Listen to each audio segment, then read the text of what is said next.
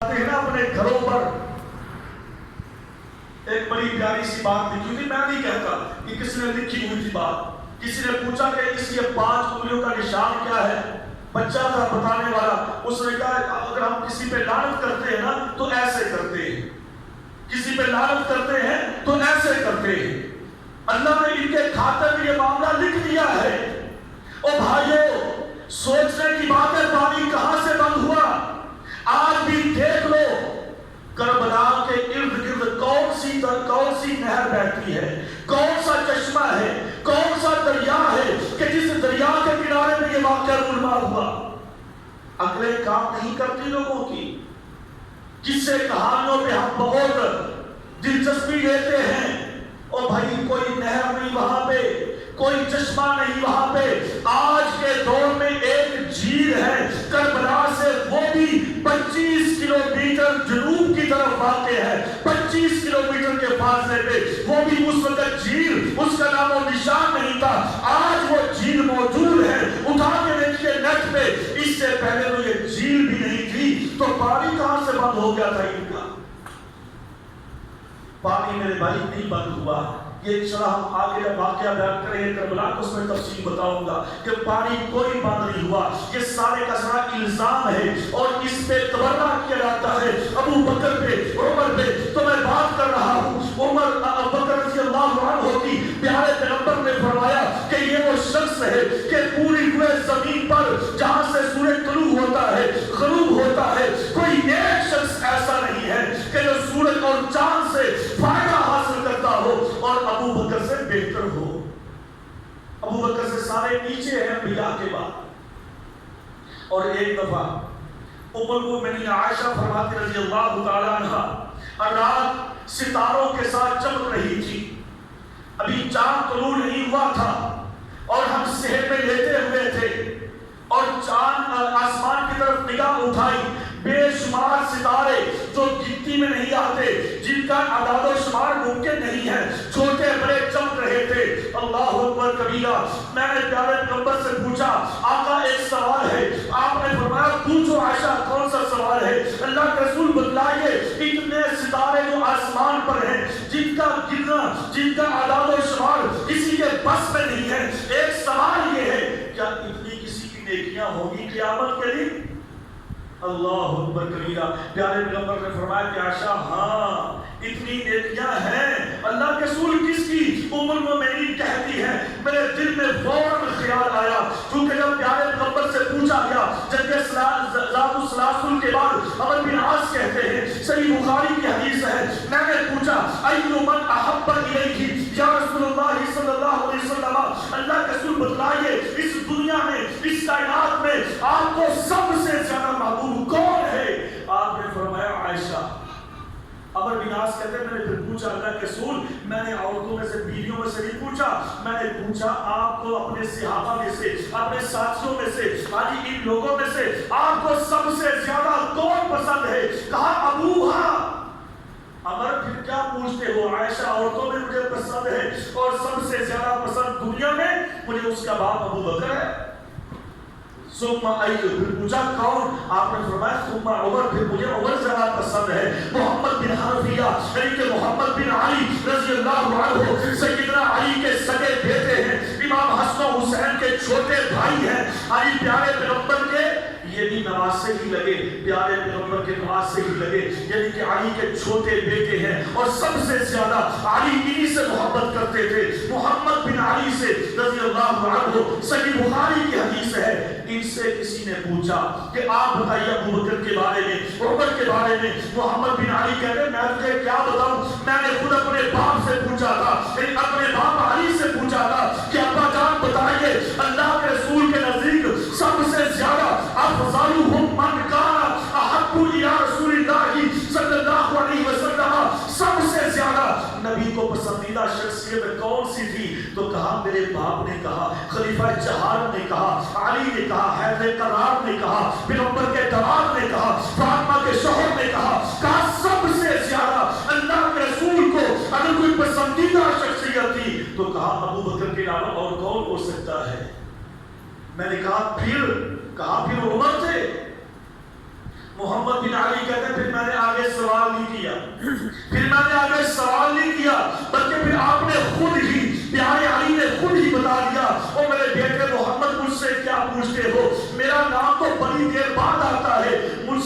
تو کئی اللہ کے پیارے پیغمبر کی پسندیدہ شخصیتیں ہیں. یہ صحیح بخاری کی روایت بیان کر رہا ہوں میں.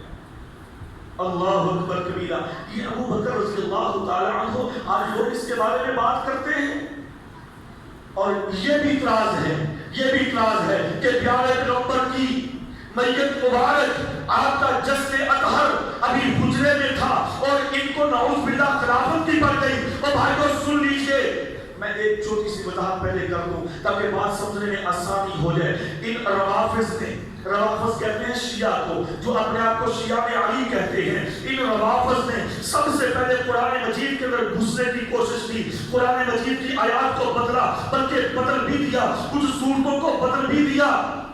اور محدثین نے، مسلمانوں نے، متقی لوگوں نے، اہل علم نے ان کا مواخذہ کیا، ان کو پکڑ لیا اور ان کو یہ قبیح کام کرنے سے منع کر دیا اور روک دیا. اور ان کی یہ سازش یہ سامنے آ گئی اور مسلمانوں نے ان سے کنارہ کر لیا، ان سے دور ہٹ گئے، ان سے نفرت کا آغاز شروع ہو گیا. اس کے بعد انہوں نے کہا ہاں اسلام کے اندر ہم یوں تو داخل نہیں ہو سکے، اب دوسرا ایک اور طریقہ ہے. وہ طریقہ انہوں نے اختیار کیا حدیث کا، کہ آؤ ابھی لوگ احادیث کو جمع کر رہے ہیں، احادیث کے مسودے تیار ہو رہے ہیں، کسی کے پاس کچھ حدیثیں ہیں، کسی کے پاس کچھ حدیثیں ہیں، آؤ اس میں اپنا اثر و رسوخ داخل کرتے ہیں. انہوں نے اپنے راویوں کو، اپنے علماء کو، اپنے ان ذاکروں کو اس میں شامل کر دیا کہ جی ہاں میں نے فلاں صحابی سے یہ روایت سنی تھی، میں نے فلاں سے سنی تھی. محدثین نے ان کی روایات کو قبول کرنا شروع کر دیا. لیکن جب پتا چلا یہ تو ڈنڈی مار رہے ہیں، یہ تو اپنی باتیں اس میں شامل کر رہے ہیں، یہ خود اس میں ایڈ کر رہے ہیں، ایک عمل، ایک بات، ایک حکم حدیث میں نہیں ہے، قرآن میں نہیں ہے. باقی صحابہ، باقی راوی، باقی تابعین، باقی تبع تابعین وہ اس کی مخالفت کر رہے ہیں اور یہ اکیلا اس کی کیسے حمایت کر رہا ہے. پتا چل گیا کہ یہ رافضی ہے، یہ بے ایمان شیعہ ہے. محدثین نے اصول بنا دیا کہ آج کے بعد قیامت تک جس بھی روایت کو بیان کرنے والا شیعہ ہوگا اس روایت کو آنکھیں بند کر کے ریجیکٹ کر دیا جائے گا، اس کو قبول نہیں کیا جائے گا. انہوں نے کہا اچھا یہاں پہ بھی ہم کو مار پڑی، ان کو یہاں پر بھی شکست ہوئی، ذلت کا منہ دیکھنا پڑا، یہ پیچھے پلٹے. انہوں نے کہا آخر تھی عبداللہ بن سبا کی اولاد یعنی کہ یہودیوں نسل ہے، میں انشاءاللہ ثابت کروں گا کہ ان کی آل اولاد، ان کے آبا و اجداد، ان کے بھائی یہ سارے کے سارے یہودی تھے. اللہ کی قسم اٹھا کر کہتا ہوں یہودیوں سے ان کی ساری نسلیں جا کر ملتی ہیں. اور تھے تو یہودی چلاک بے ایمان. انہوں نے کہا کچھ کرنا چاہیے کہ اسلام کو بدنام کیا جائے، ان متبرک شخصیات میں الزام لگایا جائے. انہوں نے پھر تاریخ کا سہارا لیا اور علی بن مسعود المسعودی نے یہ عروج الذہب تاریخ لکھی اور آج بھی لوگ اسے بڑی عزت کی نگاہ سے دیکھتے ہیں. ابھی تک اس کا ترجمہ شاید ہو چکا ہے کہ نہیں ہوا، لیکن عربی کے اندر یہ عروج الذہب کتاب لکھی المسعودی نے 4 ہجری کے اندر، اور اس نے اس کے اندر بہت ساری خرافات کو لکھا.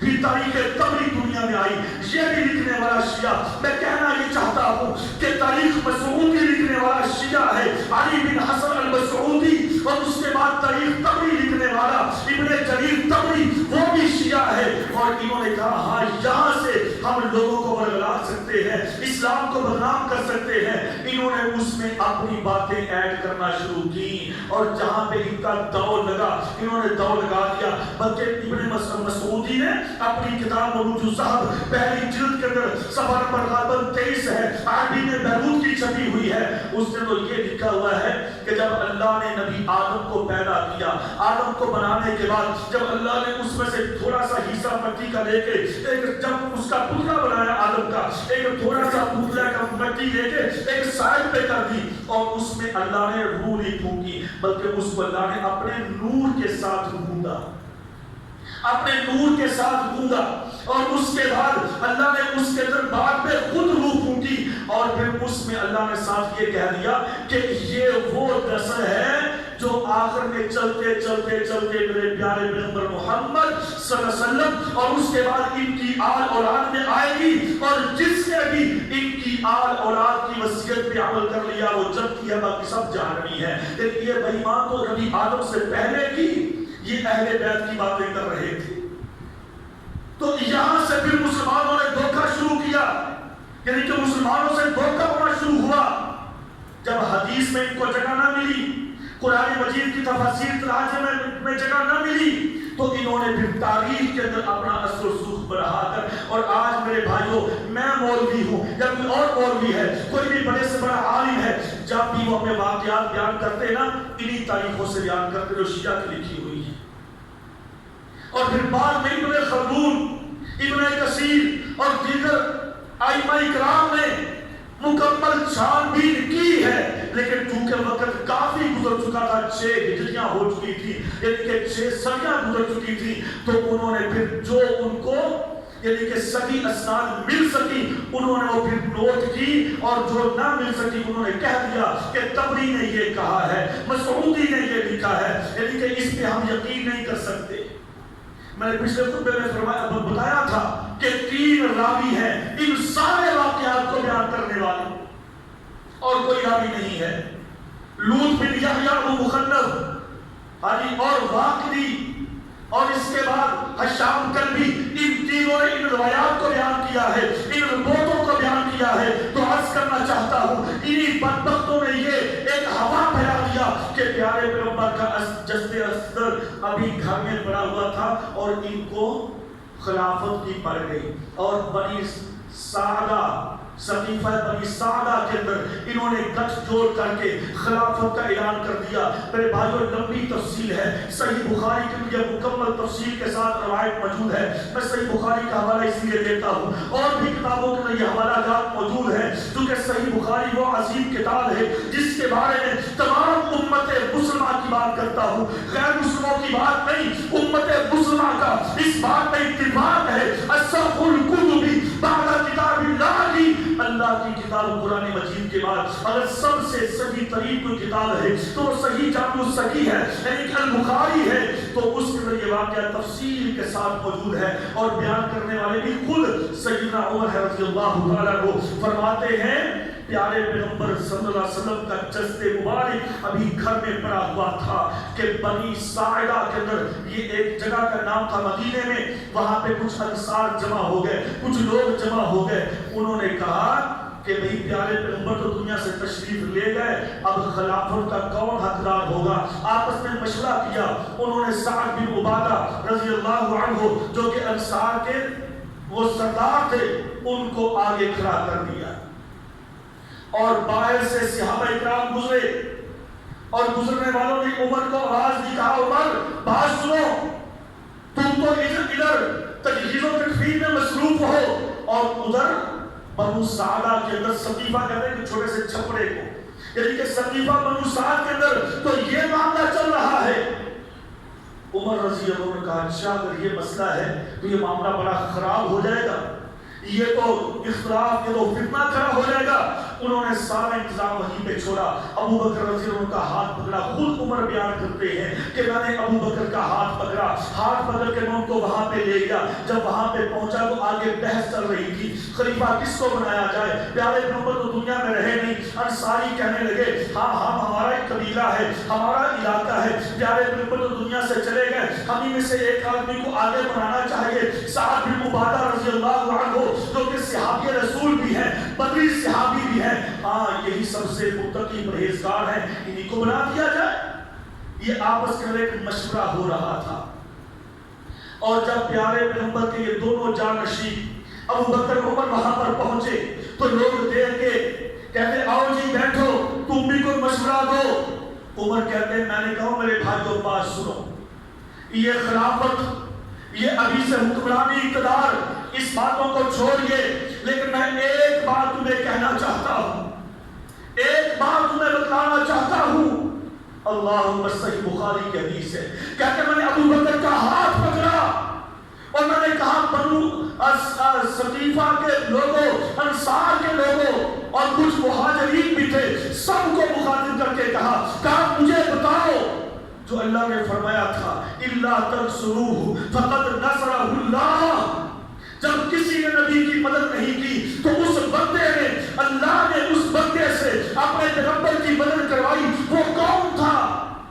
کہنے لگے ابو بکر تھا رضی اللہ عنہ. کہا سمجھتے ہو، مانتے ہو میری بات؟ میں انتہائی اختصار کے ساتھ بات کر رہا ہوں، واقعہ وہ بڑا لمبا ہے۔ کہا مجھے بتلاؤ، جب رب نے قرآن مجید میں کہا کہ نبی صلی اللہ علیہ وسلم غار کے اندر موجود تھے اور اللہ نے کہا اذ اخرجہ الذین کفروا ثانی اثنین، کہ وہ دونوں میں سے ایک تھا۔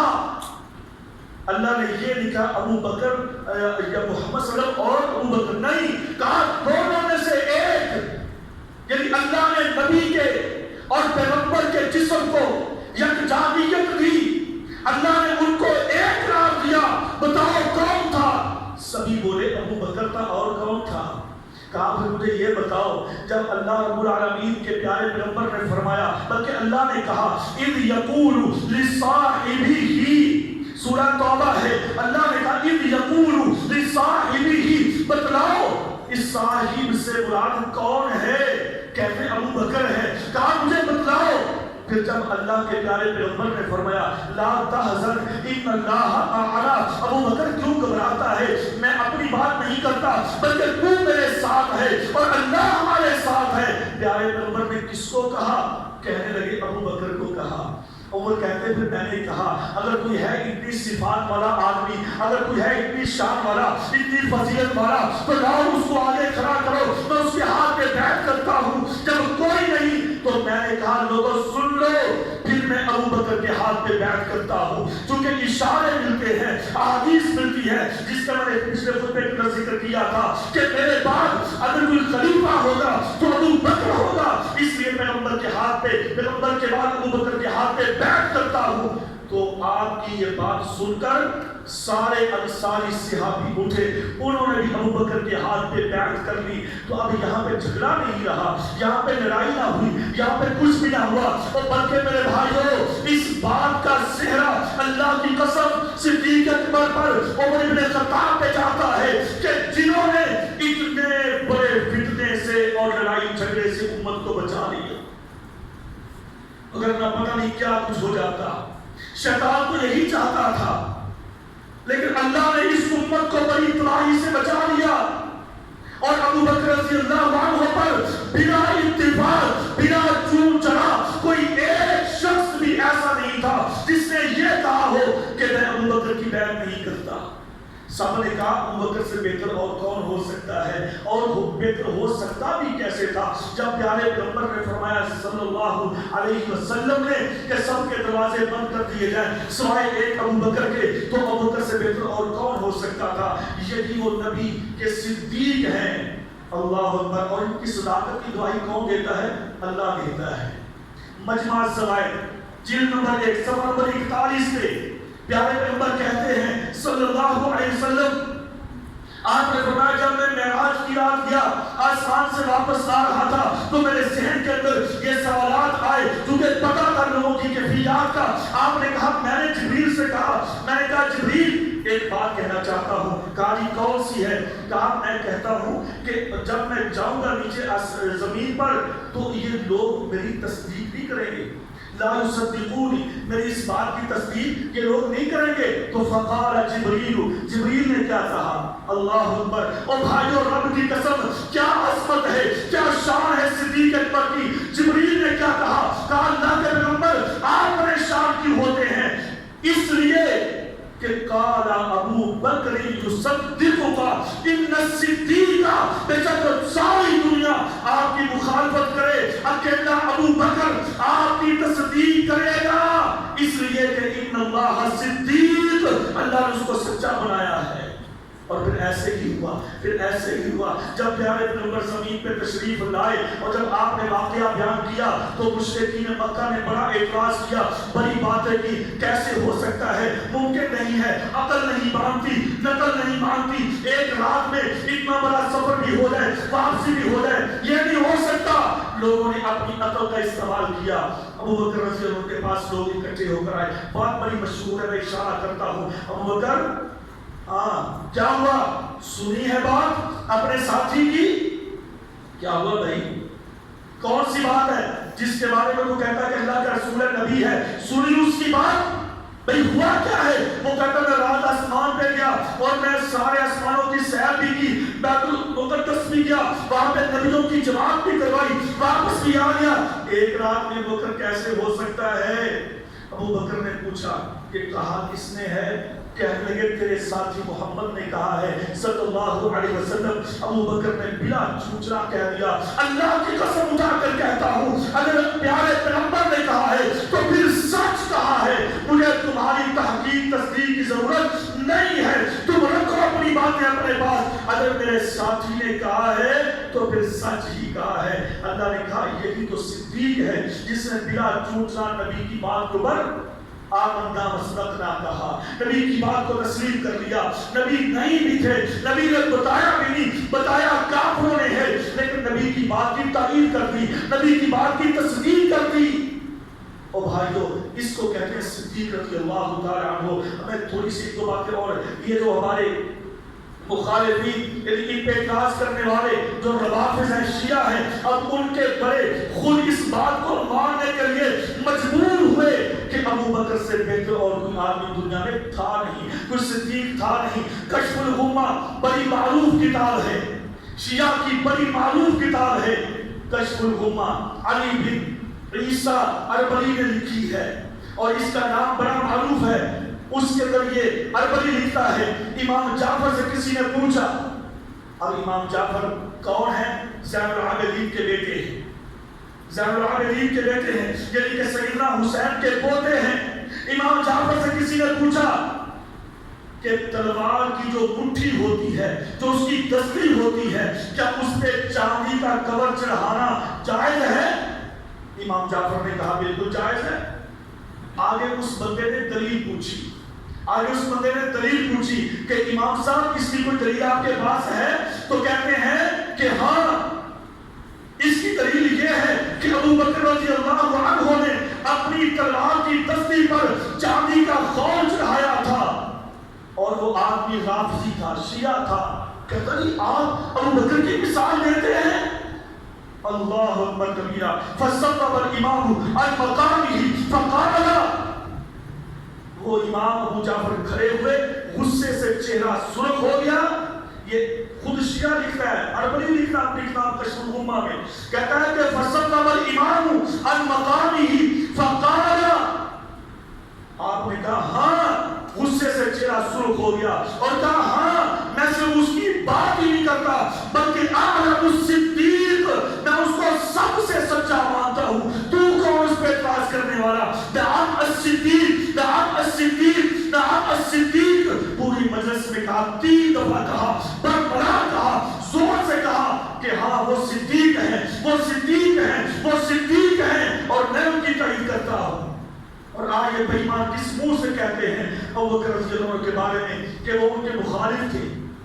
امام جعفر نے غصے میں کہا، اصل میں پتہ کیا جہالت ہے نا، ہم نے اسلام قرآن کو حدیث کو تو پڑھا نہیں، ان جاہلوں نے اپنی کتابوں کو بھی نہیں پڑھا، چلو اپنی کتابیں ہی پڑھ لیتے اور پتہ چل جاتے اس کے اندر حقائق کیا ہیں۔ امام صاحب غصے میں آئے، کہا کہ میں کہتا ہوں کہ وہ صدیق ہے، تو کون ہوتا ہے ان کی مخالفت کرنے والا؟ اور پھر آخر میں کیا کہتے ہیں؟ کہتے ہیں فَمَن لَمْ يَقُولْ لَهُ الصِّدِّيقُ فَلَا صَدَّقَ اللَّهُ فِي الدُّنْيَا وَالْآخِرَةِ، بددعا کی کہ جو میرے صدیق کو صدیق نہیں مانتا، اللہ اس کو جھوٹا کرے، اللہ اس کو ذلیل کرے، دنیا میں بھی اور آخرت میں بھی۔ اور رب کر رہا ہے، اللہ کر رہا ہے۔ یہ امام جعفر کی دعا ہے، بد دعا ہے یا دعا ہے؟ کشف الغمہ اربلی کی لکھی ہوئی کتاب ہے، یہ بد دعا کی انہوں نے۔ اور پھر آگے چلیے، دوسرے بہت بڑے ان کے بہت بڑے عالم اور محقق گزرے ہیں جن کو طبرسی کہا جاتا ہے، ابو علی فضل بن حسین طبرسی، بڑا نام ہے ان کے اکابرین کے اندر، بڑی معروف کتاب ہے طبرسی۔ وہ لکھتے اپنی کتاب کے اندر والذی جاء بالصدق رسول اللہ صلی اللہ علیہ وسلم وصدق بہ ابو بکر۔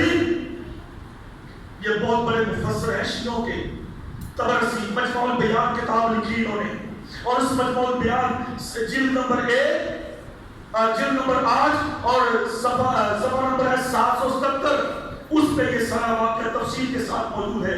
کہتے ہیں والذی جاء بالصدق، جب اللہ کے پیارے پیغمبر صلی اللہ علیہ وسلم آسمان سے یعنی کہ معراج کی رات واپس زمین پر آئے تو سب نے جھٹلا دیا. وصدق به ابو بکر، اور صرف ایک واحد شخص تھا ابو بکر رضی اللہ عنہ کہ جنہوں نے پیارے پیغمبر کی تصدیق کی تھی. مجبور ہے ماننے کے لیے، کیسے نہیں مانیں گے؟ اللہ کہتا تم نہیں مانو میں تم سے منواؤں گا. کہ ابو بکر کی صداقت کا کوئی انکار کر سکتا ہے؟ کیسے کوئی انکار کر سکتا ہے؟ اللہ رب العالمین نے قرآن مجید میں فرمایا والذی جاء بالصدق، کہ جب میرا پیغمبر تصدیق لے کر آیا تو پھر اس کے ساتھ تائید کنہوں نے کی؟ وصدق به اولئک هم المتقون. سورہ زمر ہے. اللہ نے کہا جب میرا پیغمبر اس آسمانوں سے بات لے کر آیا، ایک معجزہ لے کر آیا، ہری تصدیق لے کر آیا، ایک بات لے کر آیا، تو لوگوں سب سے پہلے اس کی تائید کرنے والا کون تھا؟ به المتقون، وہ میرے پیغمبر کے ساتھی متقین ابو بکر رضی اللہ تعالی عنہ. اور آگے چلیے شرح کبھی نہج البلاغہ. جیسے ہم مسلمان قرآن مجید کے بعد سب سے بلند و بالا مقام صحیح بخاری کو دیتے ہیں، ایسے ہی شیعہ نہج البلاغہ کو ایک رتبہ اور مقام دیتے ہیں. چونکہ نہج البلاغہ اس کے اندر کہتے ہیں وہ سارے سیدنا علی کے خط جمع کیے ہوئے ہیں، اور اس کی شرح ہے شرح الکبیر نہج البلاغہ کی. اس میں یہ لکھتے ہیں کہ وَكَانَ أَفْضَلُهُمْ فِي الْإِسْلَامِ، یہ خطبہ لکھا ایک علی رضی اللہ تعالی عنہ کا. علی رضی اللہ کا خطبہ لکھا ہے شریف رضی نے، جو سید شریف رضی جس نے نہج البلاغہ اور اس کی شرح کبیر لکھی، وہ خطبہ لکھتا ہے. کہتا ہے کہ ہم نے جب اس وقت کے لوگوں نے سوال کیا علی رضی اللہ عنہ سے کہ ابو بکر کے بارے میں آپ کی کیا رائے ہے، اور ابو بکر کے بارے میں سیدنا علی نے کیا فرمایا؟ وَكَانَ أَفْضَلُهُمْ فِي الْإِسْلَامِ كَمَا زَعَمْتُ وَأَنْصَحُهُمْ لِلَّهِ وَرَسُولِهِ الْخَلِيفَةُ الصِّدِّيقُ وَالْخَلِيفَةُ الْفَارُوقُ. کہتا ہے تم مجھ سے پوچھتے ہو، علی رضی اللہ عنہ نے فرمایا تم مجھ سے پوچھتے ہو ابو بکر کی شان کے بارے میں، عمر کی شان کے بارے میں. کہتا ہے میں گمان کرتا ہوں اور میرا یہ دعویٰ ہے، میرا یہ ایمان ہے، میرا یہ عقیدہ ہے کہ اس دنیا میں، اس اسلام کے اندر، اس کائنات کے اوپر سب سے زیادہ جس چیز کے ساتھ اسلام کو، اللہ کے نبی کو فائدہ ہوا ہے، وہ پہلا خلیفہ ابو بکر ہے اور دوسرا خلیفہ عمر بن خطاب رضی اللہ تعالی عنہ. او بھائیو یہ ہے شان میرے ابو بکر صدیق رضی اللہ عنہ کی. ابو بکر رضی اللہ عنہ کے بارے میں پیارے پیغمبر نے فرمایا کہ ابو بکر، تو میں عرض کر رہا تھا، ام المؤمنین عائشہ رضی اللہ تعالی عنہ فرماتی ہیں اللہ کے رسول اتنی نیکیاں کسی کی ہیں؟ آپ نے فرمایا کہ عائشہ ہے. اللہ کے رسول کس کی ہیں؟